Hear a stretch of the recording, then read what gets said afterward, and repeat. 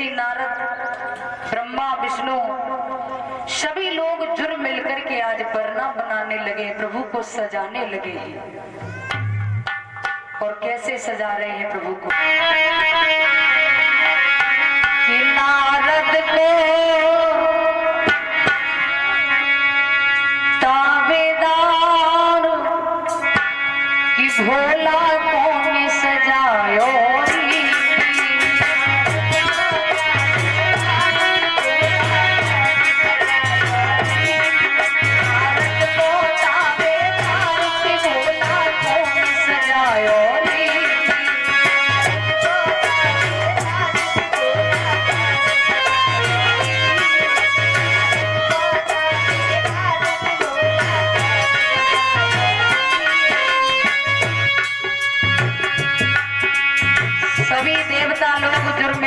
सजाने लगे हैं प्रभु को। शुक्र ने सजायो रे, शनिचर ने सजायो रे,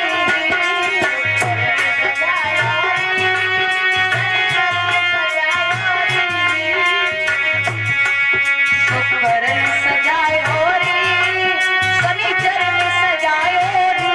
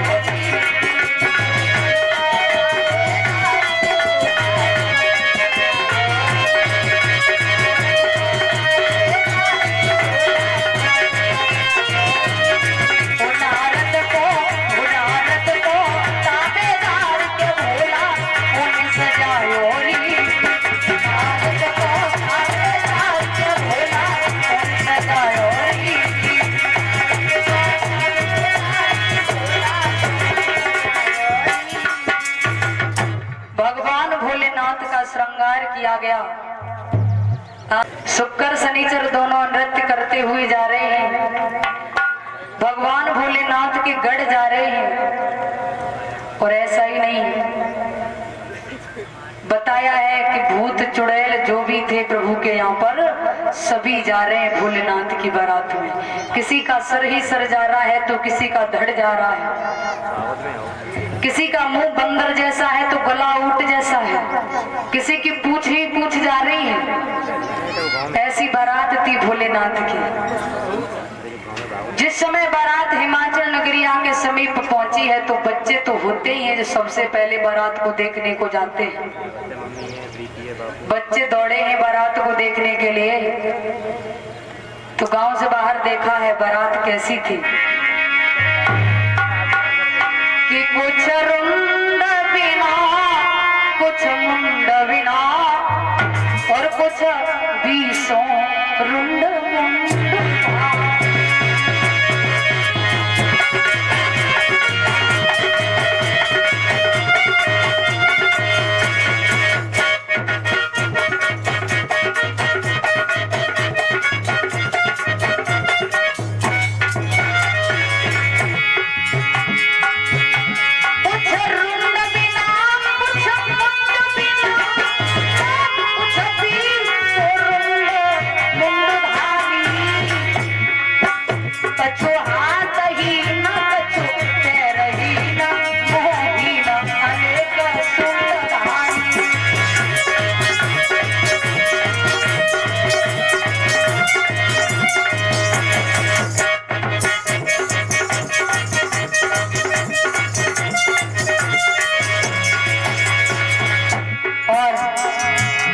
किसी का हाथ नहीं है तो किसी का पैर नहीं है, किसी का मुंह नहीं है, किसी की सूंड लगी हुई है मुंह की जगह पर।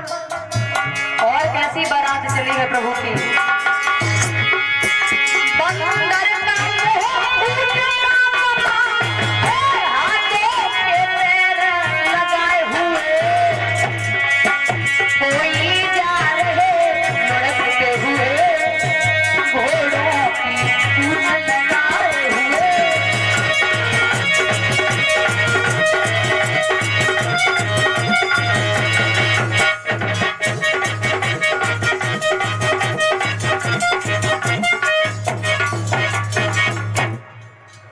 प्रभु की बारात ऐसी थी, बच्चों ने जिस समय ये दृश्य देखा तो बच्चे तो डर से अपनी अपनी माँ के पास में आ गए और सारा हाल बताया है कि हे माँ, ऐसी बारात हमने अपने जीवन में किसी की नहीं देखी जैसी पार्वती बुआ या जीजी की देखी है।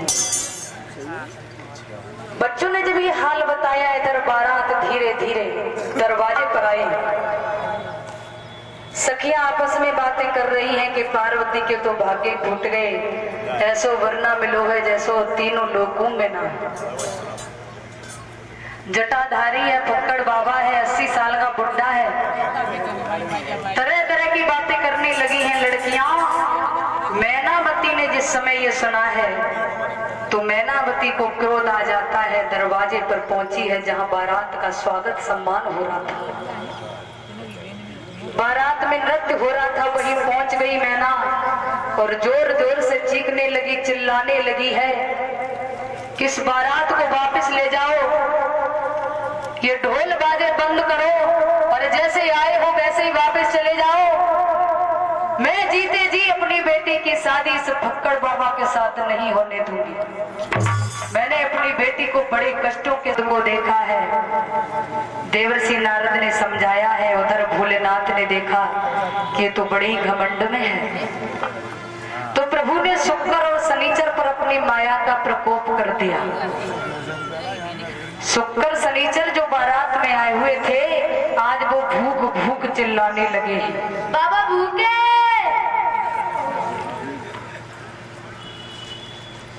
शुक्र शनिचर भूख भूख चिल्ला रहे हैं, भगवान भूखे।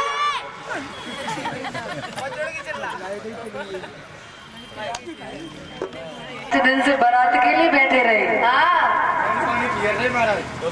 तो बेटा बारात चढ़ जाए तभी तो मिलेगा वो। बाबा भूखे, हम भूखे। मालूम है तुम ही भूखे हो। यहाँ पर कोई दिखाई दे रहा है तुम्हें जो भोजन करा दे? बाबा भूखे। कोई है जो भोजन कराए? कौन है? बहुत दिख रहा है। बता कौन दिख रहा है, बताओ। पूरी बारात नहीं दिख रही है। जब बारात में खुद ही आए, जब बारात ही नहीं तो तुम्हें भोजन कहाँ से कराएंगे? बाबा हम भूखे। रुक जाओ, नाग ठाकुर बुलाए रहे, बुलाए ले। भगवान भोलेनाथ ने आज नाई ठाकुर को बुलाया था, भैया ऐसा करो, हमारे साथ में ये दो बच्चा है शुक्र शनिचर, इन्हें ले जाओ और भोजन ग्रहण करवाओ। नाई ठाकुर लेकर के चले हैं मैनावती के पास में, कहने लगे मैया ये दो छोटे छोटे बच्चा हैं, बारात में आए, इन्हें भूख लगी है, बेचारों को भोजन दे दो। मैनावती ने दोनों बेटों को बिठा लिया है और आज भोजन परोसने लगी है, थाल पर थाल आने लगे हैं और शुक्र शनिचर आज झट से खा जाते हैं।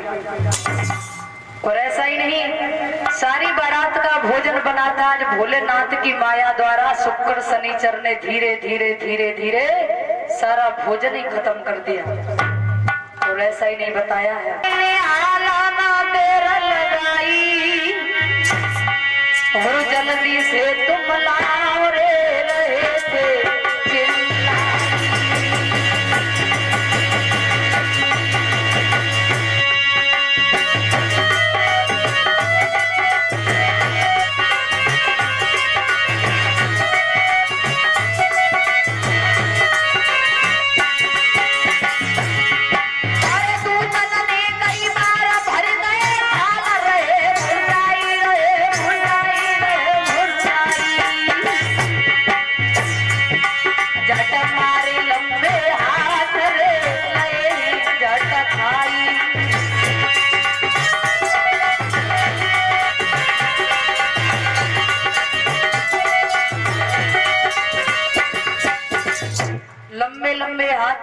झट से थाल पे थाल आए सब खत्म कर दिए।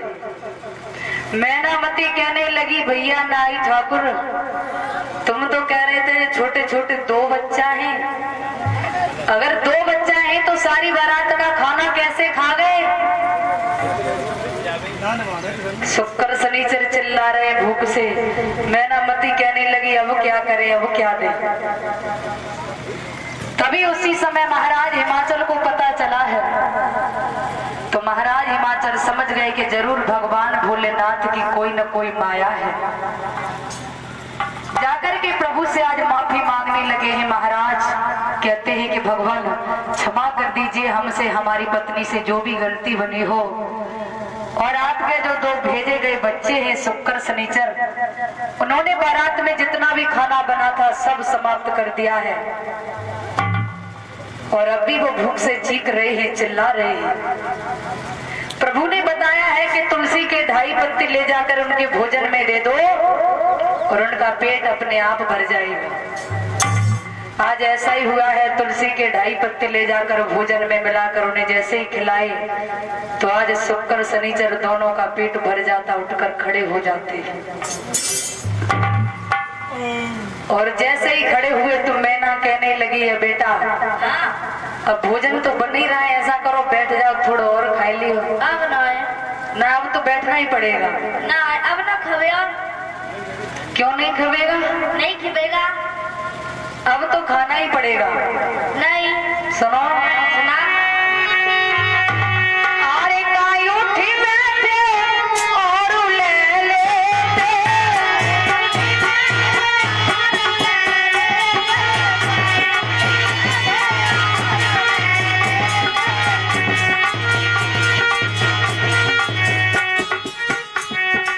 लाला अब खड़े क्यों हो गए? देखो भोजन बन रहे हैं, तुम बैठ जाओ, थोड़ा और खा ले। अब नहीं खवेगा, खाना ही पड़ेगा।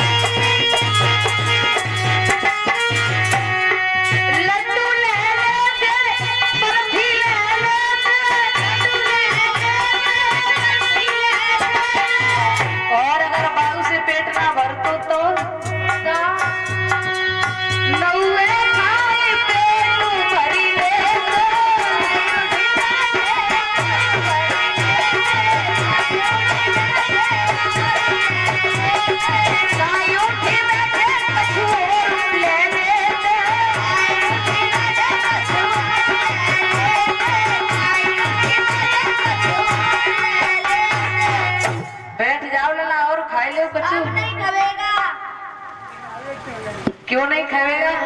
नहीं खाएगा। शुक्र शनिचर बोले माताजी अब हमारा पेट भर चुका है, अब हमें जनमासे में पहुंचाए दे।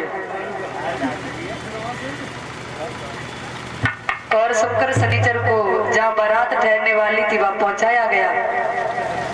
बारात का सम्मान हुआ है, भगवान भोलेनाथ का पूर्ण सम्मान किया है महाराज और रानी ने। बड़े विधि विधान के साथ में मेरे भक्तों सम्मान होता है, और फिर से भोजन बना है और सारी बारात वालों को बिठाया गया है, भोजन ग्रहण करवाया गया है।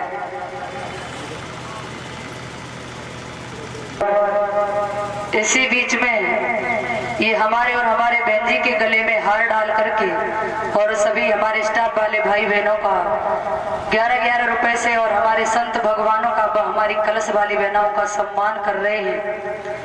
ऋषभ यादव सन ऑफ श्री उदयवीर सिंह यादव गांव ठाटी से के कार्तिक नाम का बेटा होता है, जिसके हाथों द्वारा तारक नाम के राक्षस का वध होता है।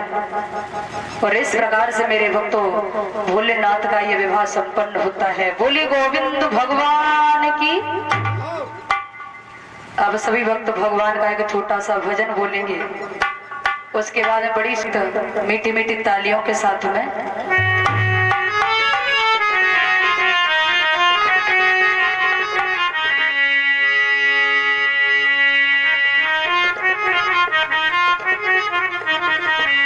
कि मेरे मन में बस गयो श्याम सखीरी वृंदावन जाऊंगी।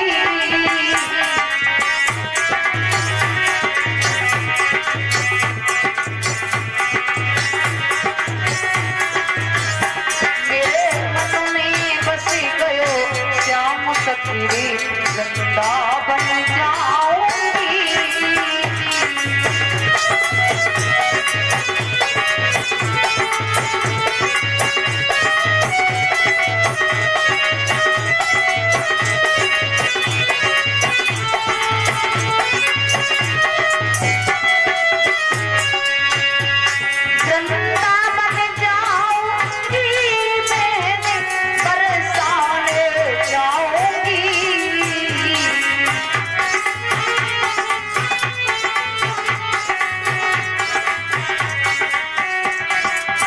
वो मेरे